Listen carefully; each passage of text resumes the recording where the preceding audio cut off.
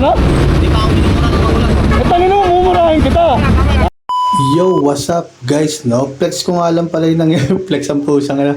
Flex ko nga lang pala yung nangyari sa akin kaganina hapon sa kahabaan ng pinabaybay ko yung kahabaan ng Commonwealth Highway.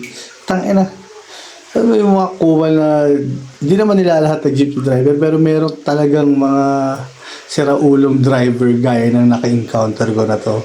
So, yun, no? Pauwi na ako. Gusto ko lang talaga safe ako na uuwi dito sa bahay kasi nga, syempre may anak ako. Hindi ko alam, valid din naman siguro yung nararamdaman ko kaganina kaya ako nasabi sa kanya yun kasi nga, ano yung payapa nga lang kaming bumabaybay ng ano eh, no? Tignan mo, nasa motorcycle lane naman ako. Tignan mo, may mga nag-uunahan ng motor dyan. Tangin na bala sila, basta ako uuwi ako. So, ito nga, tignan nyo na lang tong kupal na jeepney driver na to. Tingnan na nga kayo, shoutout talaga sa'yo.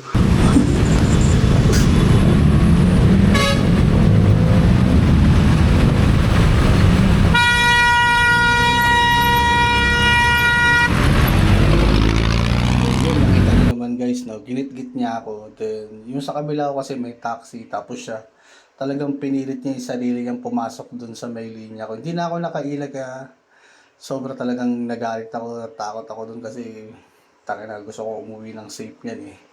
So, yun. Kaya ito yung mga nasabi ko sa kanya. Sa motorcycle lane. Tangin mo, babanggay mo na ako eh. Tangin mo, maayos ka. Tingin mo, ikaw nakasasakyan ka, putang ina mo. Hindi ako pagmurahin. Hindi kita mumurahin, paano pag ano ako, ha? Ano?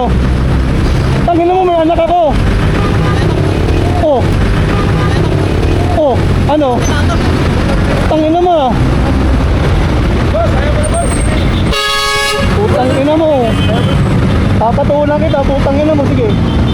Ay, putang ina mo. Papatulan kita.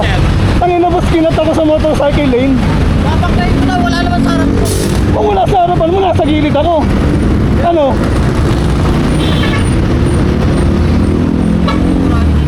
Hindi pa ako minumura ng magulang. Ano? Hindi pa ako minumura ng magulang. Hindi pa ako minumura ng magulang. Eh, tangina mo, mumurahin kita. Bago ka pala eh. Tangina mo.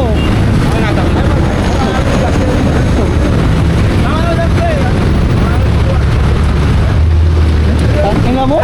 Tangina. Maaari magkamali. Isa ka nga palang kupal. Kupal ka ba?